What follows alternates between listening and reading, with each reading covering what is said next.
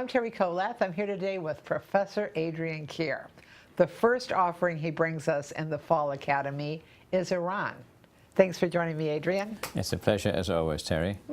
Iran, its history and today in 2 sessions. Yes. Iran has been a identifiable country longer than any other in the western part of the world.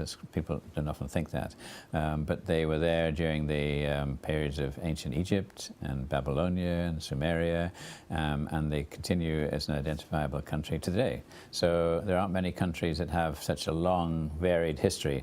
Of course, within that 4,000-year span, there's been some highlights and lowlights, and then as we come into the modern times, there have been some rather difficult times between the United States and Iran, and more recently, of course, and we'll cover that in the second part of the talk. But the first part will be on the origins of Iran, how it grew up, how it was at one time one of the most advanced civilizations compared to the other people around there, which are the Sumerians and the Egyptians. So, what period was that?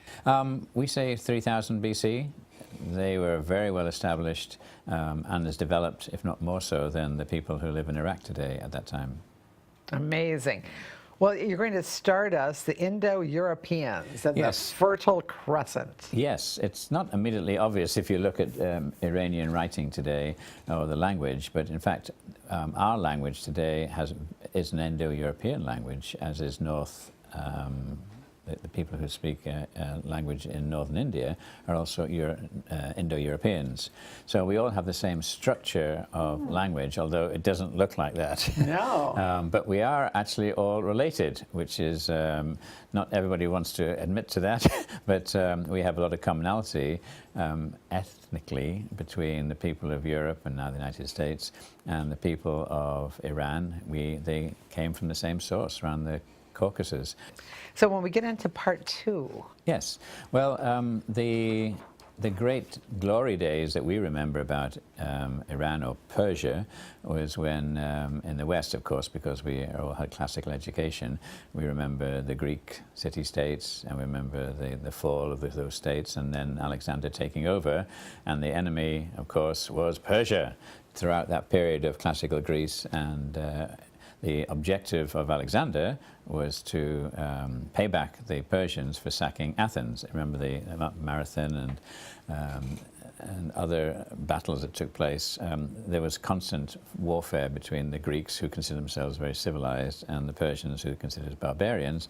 Interestingly, if you read the Persian history, they believed the reverse. They had great international roads, they had a single monetary system, they had single religion, and they had one empire, and it covered the largest area the world had known at that time. So it's a big debate as to who were the most developed, who were the most civilized between the Greeks and the Persians. But Alexander eventually conquered Persia. Now, it didn't fall apart. It then developed into a number of other mini civilizations based in Iran, and we'll go through that in the second part. Wonderful. And then we come right up to the part that seemed to change everything for us.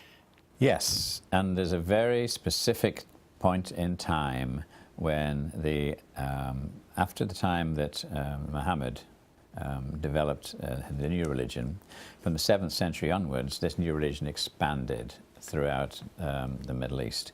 And so North Africa became Islamic, Spain became Islamic, half of Turkey was taken from Byzantium, and all of the Levant countries that we know, Syria, etc., became Islamic. And the next stage was Iraq, and then the next stage was Iran. So that would be Sunni Islam. Majority of Islam, as you know, 3/4 today is Sunni. There's only one country in the world which differs from that, and that's Iran, and they are Shia people. And this was because a Shia follower, which is a minority, tiny sect in the north of Iran, the Twelvers, he took over the control of Iran at one time, and he forced his beliefs on the whole country. And so we have inherited effectively for the last 400 years a country which is Persian or Iran, and they are very different from their neighbors. And if we bring ourselves right up to date, those that study future strategies and scenarios are going to pit the Sunni faith in the Middle East against the Shia faith. And you start to see that cropping up in Syria right now. Both are actively involved. In Yemen, actively involved, and in other countries. So southern Iraq, for instance, is predominantly Shia, and Baghdad and south is Shia. And so Iraq is split between Sunni in the north and Shia in the south. So there's a lot of people studying strategic thoughts, and they believe that the war between Sunniism and Shiaism is going to be the flavor for the next 100 years. And some people would say, well, nothing's changed because there's been an antipathy between the two sides for 1,000 years. Interesting. And as always, you help us refocus and see where the dilemmas we're in today originated. Yes. And we appreciate it. Great. I hope you take every opportunity to start on September 11th with Session 1 of Iran, Its History, and Today with Professor Adrian Keir.